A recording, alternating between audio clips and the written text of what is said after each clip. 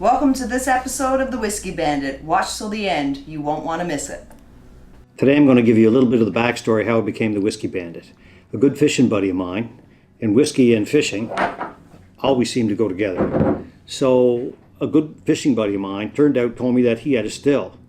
And I'm thinking, well, okay, I grew up in the hills in Cape Breton, that wouldn't be something new. Okay, so I got a fishing buddy with a still. Well, what are you making, Jim? Well, I make whiskey.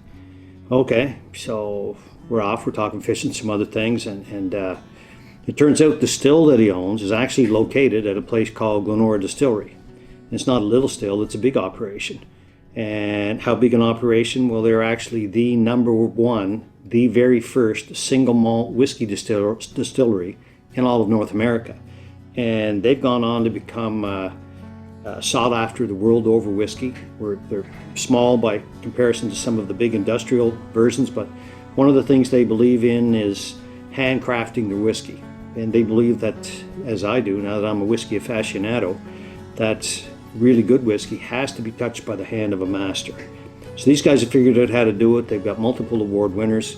On a couple of fishing trips, we got around with some guys that didn't know the difference between a blend and a good single malt.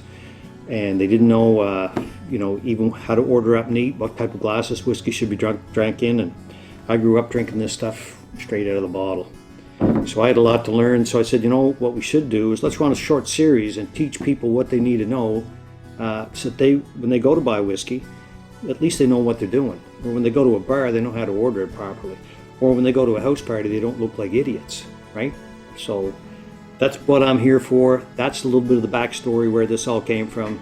That's why I'm not the world's number one source on whiskey expertise, but I do know enough to get my way through, and part of my job is to help you do that same thing and not look foolish in the process. So on that note, I've got fishing gear. Actually, the fish are running.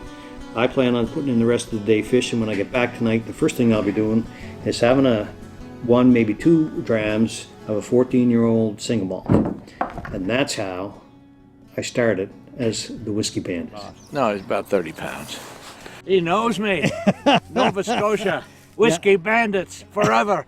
It's the way to go, I tell you that. I fish a lot of places, man, but I never found a place like fishing with Dirty Pete and the Whisky Bandits.